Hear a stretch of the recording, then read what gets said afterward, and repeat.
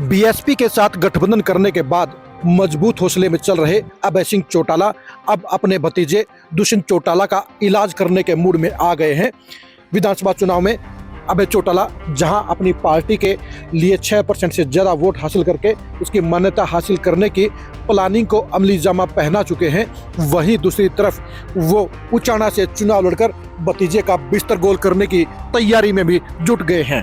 जी, आपने सही सुना है कि अभय सिंह चौटाला विधानसभा चुनाव में भतीजे दुष्यंत चौटाला की जेजेपी की दुकान को बंद करने के रास्ते पर बढ़ रहे हैं और इसलिए उन्होंने 2 सीटों पर चुनाव लड़ने का फैसला ले लिया है।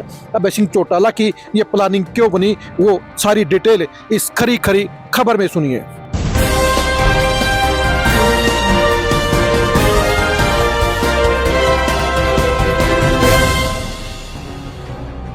अभय सिंह चौटाला को इस बात का एहसास हो चुका है कि दुष्यंत चौटाला के खिलाफ जनता में बड़ी नाराजगी है।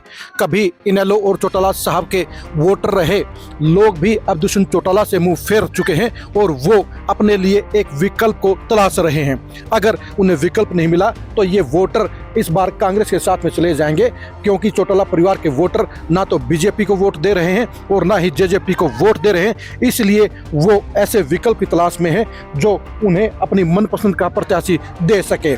इस मामले में उचाना के 50,000 वोटर अभय सिंह चौटाला को अपने लिए सूटेबल लग रहे हैं, क्योंकि पिछले 4 चुनावों का इतिहास बताता है कि उचाना में लगभग 50,000 वोटर हमेशा चौटाला परिवार को वोट देते आए हैं। बेशक से 2019 के चुनाव में दुष्यंत चौटाला को उचाना में 92,000 वोट मिले थे, लेकिन इनमें से 40,000 वोटर ऐसे हैं जो बरिंदर सिंह की खिलाफत में और बीजेपी की खिलाफत में दुष्यंत चौटाला को वोट डाल गए थे। लेकिन पक्के 50,000 वोटों को हासिल करने के लिए अभय सिंह चौटाला अब उचाना के दंगल में उतर सकते हैं। इनेलो के एक बड़े नेता का कहना है कि उचाना में 25 सितंबर की रैली का आयोजन भी अभय सिंह चौटाला ने इसी रणनीति के तहत किया है कि वो वहां से चुनाव लड़ सकें। आपको याद होगा, अभय सिंह चौटाला पहले ही ऐलान कर चुके हैं कि वो उचाना से मुख्यमंत्री पद के दावेदार को उतारेंगे और ये दावेदार इनेलो में अभय सिंह चौटाला के अलावा और कोई नहीं है। यानी 25 सितंबर की रैली के जरिए अभय सिंह चौटाला फाइनल रणभेरी करने का काम करेंगे।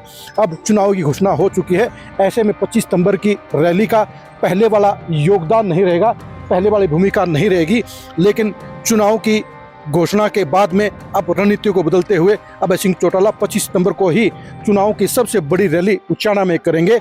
यानी उचाना के जरिए वो पूरे हरियाणा का चुनावी माहौल अपने पक्ष में करने के लिए हर मुमकिन कोशिश करेंगे। अभय सिंह चौटाला जानते हैं कि अगर उचाना से चुनाव लड़ने पर उनके पक्ष में माहौल बन गया तो फिर सिरसा जिले के साथ साथ जिन जिले में भी उनकी पार्टी का ग्राफ ऊपर उठ जाएगा, और इसीलिए अभय सिंह चौटाला उचाना से चुनाव लड़ने की तैयारी कर रहे हैं। उचाना को लेकर अभय सिंह चौटाला का साफ मानना है कि वहाँ चुनाव लड़ने से उन्हें डबल फायदा होगा। एक फायदा तो ये होगा कि चौटाला साहब का पुराना वोट बैंक उनके साथ में आ खड़ा होगा, दूसरा इसके जरिए वो दुष्यंत चौटाला की पार्टी को हाशिए पर डालने में सफल हो जाएंगे।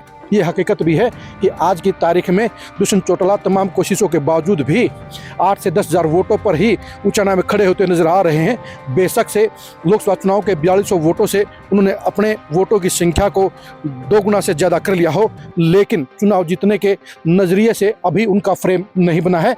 यानी जनता और वोटरों दोनों को उनकी बातें अभी नहीं भा रही हैं, उनको अच्छा रिस्पॉन्स नहीं मिल रहा है, और इसी गड़बड़ के माहौल में अभय सिंह चौटाला को लगता है कि उन्हें उचाना से चुनाव लड़ना चाहिए। वैसे अभय सिंह चौटाला उचाना से चुनाव लड़ने को लेकर 1 साल पहले ही मन बना चुके थे। आपको याद होगा कि 1 साल पहले ही अभय सिंह चौटाला ने उचाना में ऐलान किया था कि वो वहां पर सीएम पद के दावेदार को उतारेंगे, और इसलिए अब ये लगभग फाइनल सा लग रहा है कि अभय सिंह चौटाला उचाना के चुनावी दंगल में खुद ही उतरने का काम करेंगे।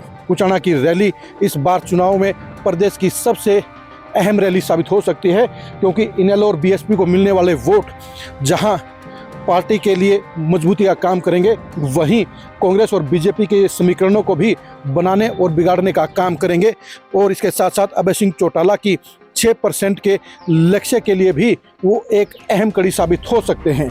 यानी उचाना की रैली, उचाना का इलेक्शन दोनों ही अभय सिंह चौटाला के एजेंडे में सबसे ऊपर हैं और इसलिए वो उचाना से चुनाव लड़ने आ रहे हैं। वो एलनाबाद से भी चुनाव लड़ेंगे क्योंकि एलनाबाद की सीट को वो नहीं छोड़ना चाहते।